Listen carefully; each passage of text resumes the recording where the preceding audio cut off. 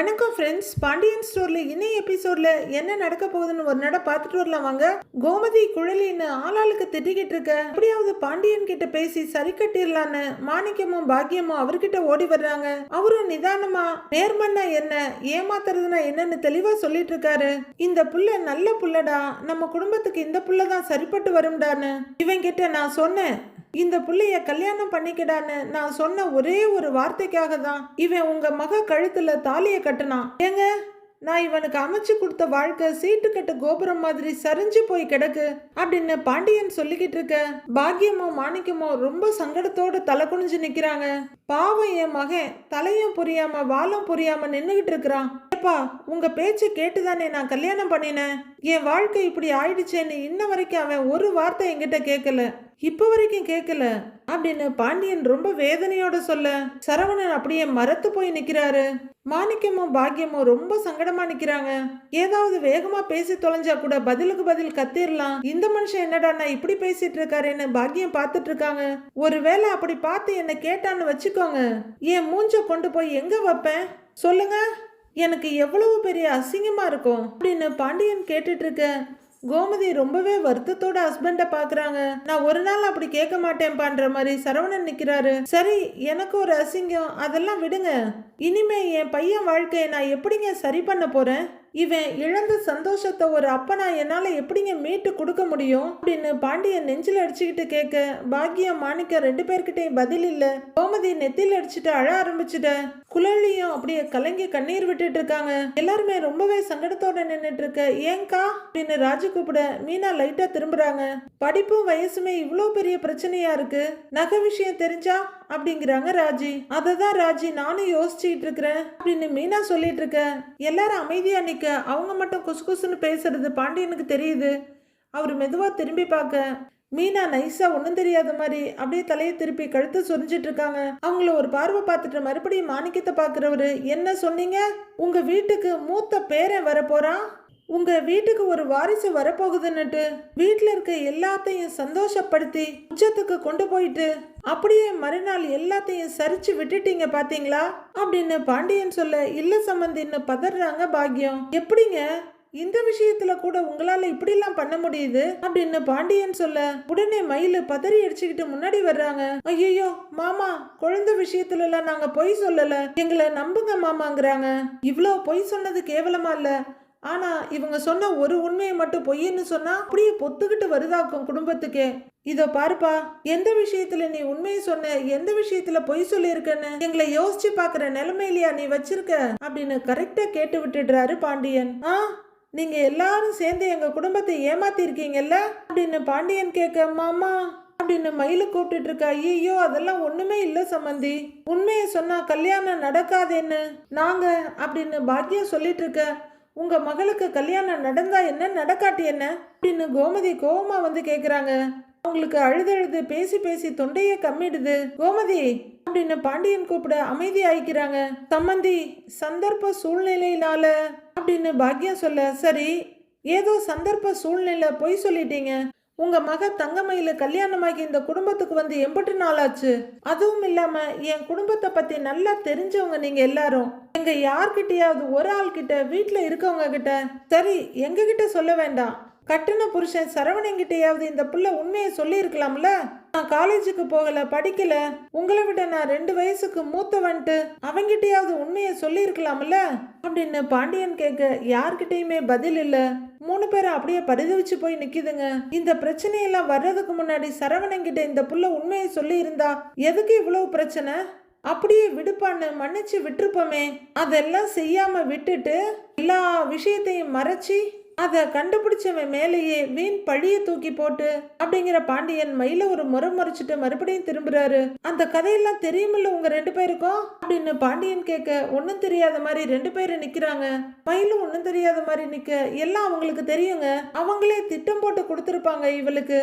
அவன் உன்னை பத்தி குறை சொல்றதுக்கு முன்னாடி அவனை பத்தி 10 சொல்லுன்னு சொல்லி கொடுத்துருப்பாங்க அப்படின்னு கோமதி சொல்ல, சம்பந்தி ஏதோ தப்பு நடந்துருச்சு, தெரியாம சில பொய்ய சொல்லிட்டோம், மன்னிச்சு விட்டுருங்க சம்பந்தி அப்படின்னு பாக்கியம் வளைஞ்சி நெளிஞ்சி குழஞ்சிட்டு இருக்காங்க. உடனே சரவணன் கொஞ்சம் முன்னாடி வந்து, ஐயோ ஐயோ அப்பா இந்த குடும்பத்தை மட்டும் மன்னிக்காதீங்க, மன்னிச்சு விட்டுறாதீங்கப்பா அப்படின்னு அவசரமா சொல்ல பாக்கியம் சரவணனை முறைக்க மயிலும் சரவணனை தான் பார்த்துட்டு இருக்காங்க. வேலை விஷயம் தெரிய வந்தப்போ அந்த ஒரு பொய் மட்டும்தான் மாமா உங்ககிட்ட சொல்லியிருக்கேன்னு சொன்னா, அதுக்கப்புறம் படிப்பு விஷயம் தெரிஞ்சதுக்கு அப்புறம் ஒரு பொய் கிடையாது, ரெண்டு பொய் தான் உங்ககிட்ட சொல்லியிருக்கேன்னு சொன்னா, அதுக்கப்புறம் வயசு விஷயம் தெரிஞ்சதுக்கு அப்புறம் மொத்தமாவே உங்ககிட்ட 3 பொய் தான் சொல்லியிருக்கேன்னு சொன்னா அப்படின்னு அவரு 1 2 3 லிஸ்ட் போட்டுட்டு இருக்காரு. மயில தவிப்பும் திகைப்புமா சரவணனை பார்த்துட்டு இருக்கேன். அட பாவமே அப்படின்னு பார்த்துட்டு இருக்காங்க கோமதி. கண்டிப்பா இந்த 3ஓட மட்டும் நிக்காதுப்பா, 30 300 3000 போய்கிட்டே இருக்கும். எக்காரணத்தை முன்னிட்டு இந்த குடும்பத்தை மன்னிக்க மட்டும் செஞ்சிடாதீங்கப்பா அப்படின்னு சரவணன் ரொம்ப வேகமா சொல்ல, கேட்டுக்கங்க, என் மகன் எவ்வளவு தூரம் உங்களால பாதிக்கப்பட்டிருக்கான்னு நல்லா தெரிஞ்சுக்கோங்கன்ற மாதிரி பாக்குறாரு பாண்டியன். ஐயோ, எப்படியாவது வீட்டோட தலைய சமாதானம் பண்ணிடலாம், பிரச்சனையை முடிச்சிடலான்னு பார்த்தா இந்த சரவணன் பைய வேற தூண்டி விட்டுக்கிட்டே இருக்கான், சும்மா இருக்க மாட்டான் போல இருக்கே அப்படின்னு யோசிக்கிற பாக்கியம் நைஸா அவங்க வீட்டுக்காரருக்கு ஜாட காட்டுறாங்க. கேப் விடாதீங்க, கேப் விட்டாதான் இவன் வந்து பேசுவான், ஏதாவது பேசுங்கன்ற மாதிரி. அவரு கையை நீட்டிக்கிட்டு சம்மந்தின்னு வர பாண்டியன் டக்குன்னு பின்னாடி போய் வேற பக்கம் திரும்பிக்கிறாரு. உடனே அப்படியே ரைட் டர்ன் போட்டு, மாப்பிள்ள இப்படி எல்லாம் பேசாதீங்கன்னு போய் சரவணன் கையை பிடிக்க, கையை விடுங்க அப்படின்னு பட்டுன்னு தட்டி விட்டுடுறாரு சரவணன். மாப்பிள்ள நான் உங்க கால்ல வேணாலும் விழறேன் அப்படின்னு பட்டுன்னு கால்ல விழுந்துடுறாரு மாணிக்கம். ஐயோ அப்பான்னு மயிலு பதற பாக்கியம் ரொம்ப வருத்தத்தோட பாக்குறாங்க. எல்லாரும் என்ன ஐயன்னு பதறாங்க. இது என்ன அடுத்த டிராமாவாக்குன்னு குழலி பாத்துட்டு இருக்காங்க. எழுந்து வர்ற மாணிக்கம் பாண்டியன் பக்கத்துல வந்து, சம்மந்தி தப்பு பண்ணது நாங்க அப்படின்னு சொல்லிட்டு இருக்க. ஆமான்னு பாக்கியம் தலையாட்டிட்டு இருக்காங்க. நாங்க செஞ்ச தப்புக்கு எங்க பொண்ணை தண்டிச்சா அது எப்படி சம்மந்தி அப்படின்னு மயிலி எந்த தப்புமே பண்ணாத மாதிரி விட்டு கொடுக்காம பேசுறாரு அவங்க அப்பா. சம்மந்தி நான் உங்க காலில் வேணாலும் அப்படின்னு அவரு காலில் விழ, ஏங்க அப்படின்னு தள்ளி போய் திரும்பிக்கிறாரு பாண்டியன். உடனே ஒய்ஃப் கிட்ட போய், பாக்கியம் பாக்கியம் இப்ப என்ன பண்றது அப்படின்னு அவரு கேட்டுட்டு இருக்க. ஏங்க நடிக்கிறாங்கங்க, நம்பாதீங்கிறாங்க கோமதி. பாண்டியன் கோமதியை திரும்பி பார்க்க, இவங்கெல்லாம் காலில் விழற சாக்குல காலை வாரி விட்டுருவாங்க அப்படின்னு கோமதி கோவமா சொல்ல, அப்படிலாம் இல்ல சம்பந்தியம்மா அப்படின்னு மாணிக்கம் சொல்ல பாண்டியன் முறைக்கிறாரு. உடனே கையெடுத்து கும்பிடுறாரு. முன்னாடி வர்ற குழலி இங்க நடிக்கிறத சினிமாவுல போய் நடிச்சிருந்தா கூட 4 காசு சம்பாதிச்சிருக்கலாம், அதை வச்சு உங்க பொண்ணு வாழ்க்கையை நல்லபடியா பண்ணி இருக்கலாம் அப்படின்னு குழலி சொல்ல, குழலி நீங்க 2 பேரும் கொஞ்சம் அமைதியா இருக்கீங்களா அப்படின்னு பாண்டியன் சொல்ல, கோமதியும் குழலியும் அருவருப்போட பார்த்துட்டு நிக்கிறாங்க. எதுக்கு தேவையில்லாத பேச்செல்லாம், நமக்கு ஒருத்தங்க தேவைன்னா அதை பத்தி பேசலாம், எதையாவது சொல்லி அவங்களுக்கு புரிய வைக்கலாம். நமக்கு தேவையே இல்லைன்னு முடிவு பண்ணதுக்கு அப்புறம் அவங்க கிட்ட என்னத்தை பேச என்னத்தை சொல்லி சாதிக்க அப்படின்னு பாண்டியன் அவரோட முடிவை வெட்ட வெளிச்சமா சொல்லிடுறாரு. மாமா அப்படின்னு மயில அதிர்ச்சியா கூப்பிட்டு இருக்க பாக்கியம் அப்படியே அதிர்ச்சியோட பாக்குறாங்க. இந்தா என் மவன் சரவணன் சொன்ன மாதிரி புத்துக்குள்ள இருந்து எறும்பு வர்ற மாதிரி பொய்யா வந்துகிட்டு இருந்தா கும்பிட்டு விஷயத்த ஒரு மனுஷன் காதுல கேக்குறது, என்னத்தை தான் உண்மைன்னு நம்புறது அப்படின்னு பாண்டியன் சொல்ல, என்ன பேசுறதுன்னு தெரியாம அப்படியே திகைச்சு போய் நிக்கிறாங்க பாக்கியம் மாணிக்கம் 2 பேரும். ஆனா அடங்காத மயிலு, மாமா மாமா இல்ல மாமா நான் வேற எந்த பொய்யும் சொல்லல மாமாங்கிறாங்க மயிலு.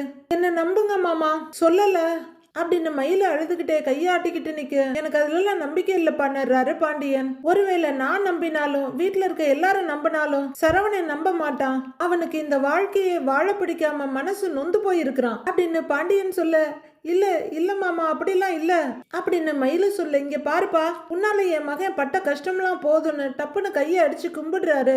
இல்ல இல்ல மாமா அப்படின்னு மயிலு கெஞ்சிட்டு இருக்க, இவ்வளவு பொய் சொல்லி எங்க எல்லாரையும் ஏமாத்தின உங்க பொண்ணு இனிமே எங்க வீட்டுல இருக்க வேணாம் அப்படின்னு பாண்டியன் எங்கேயோ பாத்துக்கிட்டு சொல்ல, பயங்கர அதிர்ச்சி அவங்களுக்கெல்லாம். மயிலு பாக்கியம் மாணிக்கம்னு சொல்ல முடியாத அதிர்ச்சியோட பாக்குறாங்க. மயில இங்க இருந்து உங்க வீட்டுக்கு கூட்டிட்டு போயிருங்க அப்படின்னு பாண்டியன் சொல்ல அதிர்ச்சி நீங்காம பாக்குறாங்க. கோமதி திக்குன்னு பாத்துட்டு இருக்க, அதுதான் சரிங்கிற மாதிரி குழலி பாத்துட்டு இருக்க, திரும்பவும் சொல்ல வைக்காதீங்க கூட்டிட்டு போயிடுங்க அப்படின்னு பாண்டியன் சொல்ல, அது எப்படி மாமா என்னைய போன்னு சொல்ல முடியும் அப்படின்ற மாதிரி மயில பாக்குறாங்க. எல்லாருமே பாண்டியனையே பார்த்துட்டு இருக்க, இப்பவே உங்க மகளை கூட்டிட்டு போயிருங்கன்னு சொல்றேன் அப்படின்னு பாண்டியன் சொல்ல அதிர்ச்சியோட பாக்கியம் நின்றுட்டு இருக்க, மாமா அப்படின்னு மயிலு ஏக்கத்தோட பார்த்துட்டு இருக்க. பாக்கியம் ஃபார்முக்கு வந்துடுறாங்க.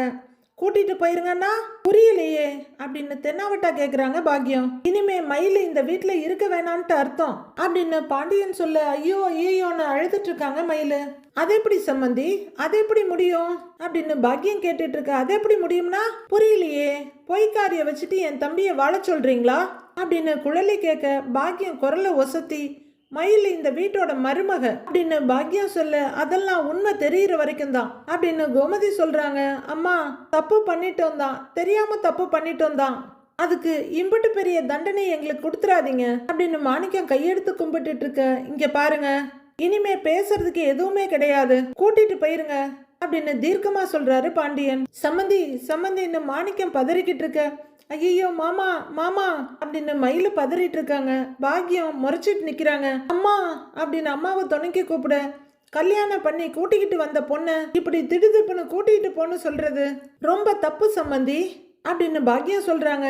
இங்க பாருங்க, அதெல்லாம் ஒரு தப்பும் இல்ல, கூட்டிட்டு போங்க உங்க பொண்ணுங்கிறாங்க குழலி. ஏமா குழலி, நீ ஒரு பொண்ணு தானே, நீ இப்படி பேசலாமா அப்படின்னு மகளை இந்த பக்கம் இழுத்து விட்டுட்டு குழலி கிட்ட வர்றாங்க பாக்யம். இங்க பாருங்க, அதான் எங்க அப்பாவே சொல்லிட்டாருல, கூட்டிக்கிட்டு கிளம்புங்கன்னு குழலி சொல்லிட்டு இருக்க.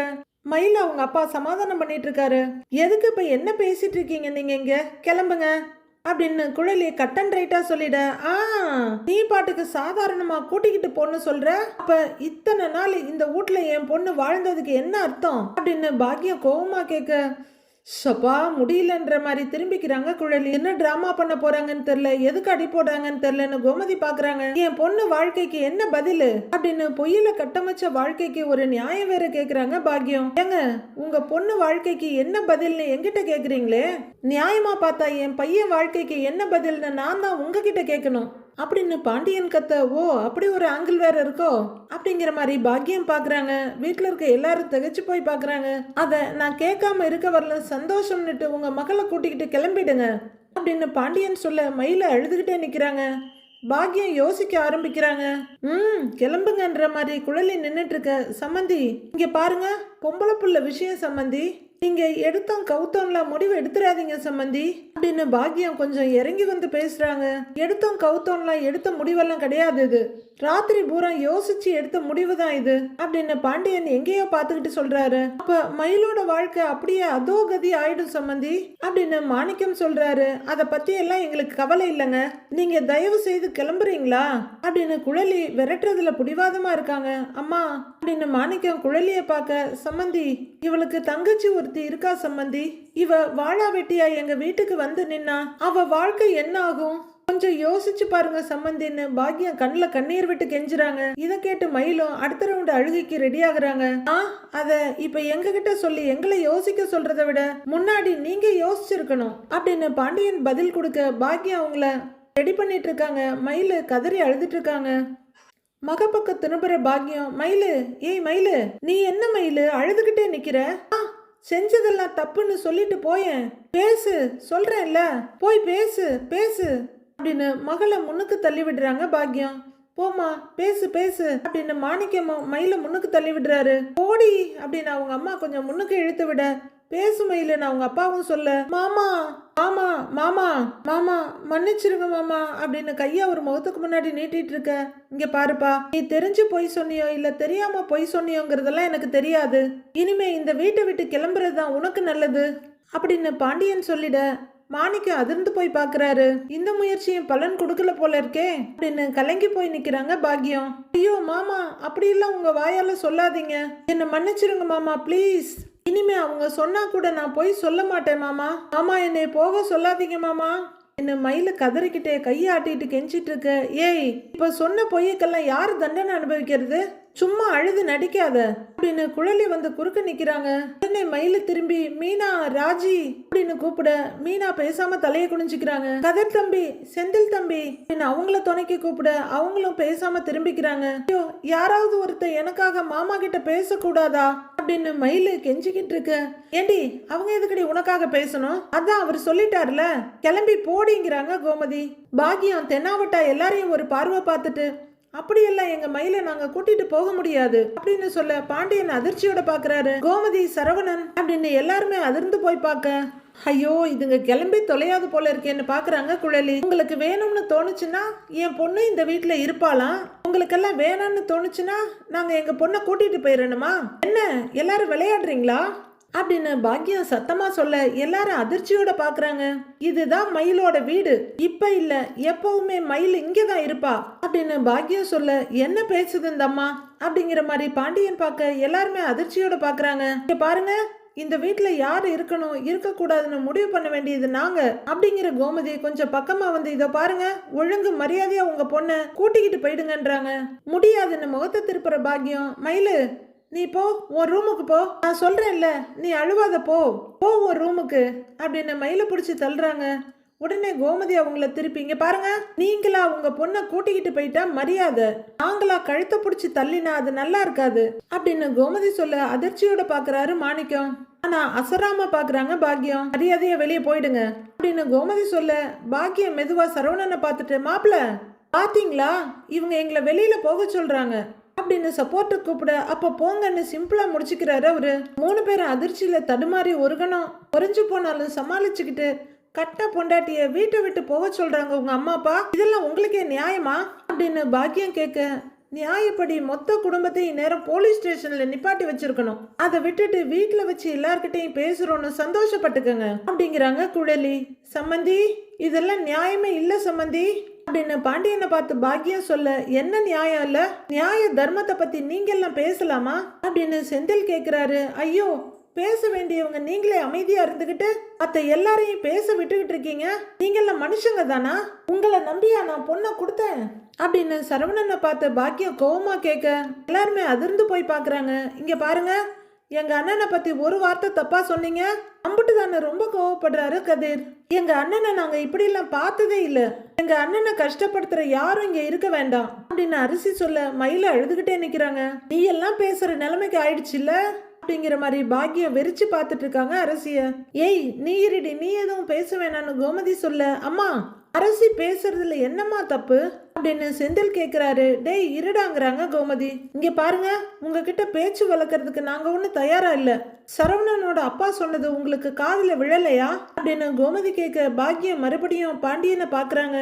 உங்க பொண்ணை கூட்டிட்டு மரியாதையா கிளம்பிடுங்கன்னு கோமதி சொல்ல, ஊர் என்ன பேசும் சம்பந்தியம்மா அப்படின்னு பாக்கியம் கொஞ்சம் கண்ணீரோட கேட்க, ஊர் என்ன பேசும் உலகம் என்ன பேசுங்கிறதுக்காகலாம் என் தம்பியோட வாழ்க்கையில நான் வீணாக்க முடியாதுங்க, பேசுறவங்க என்ன வேணாலும் பேசிட்டு போகட்டும், எங்களுக்கு அதை பத்தி எல்லாம் கவலை இல்லைங்கிறாங்க குழலி. இங்க பாருங்க, எங்க அப்பா வேற ஏதோ ஒரு முடிவு எடுத்துருவாரோன்னு நான் பயந்துகிட்டே இருந்தேன், நல்ல வேலை சரியான முடிவை தான் அவரும் எடுத்திருக்காரு அப்படின்னு குழலி சொல்ல, அண்ணி நீங்க என்ன இப்படி பேசுறீங்க அப்படின்னு மயிலு வர, இங்க பாரு என்ன அண்ணி நொன்னின்னு சொன்ன அப்படின்னு குழலி ஒரு மிரட்டுறாங்க.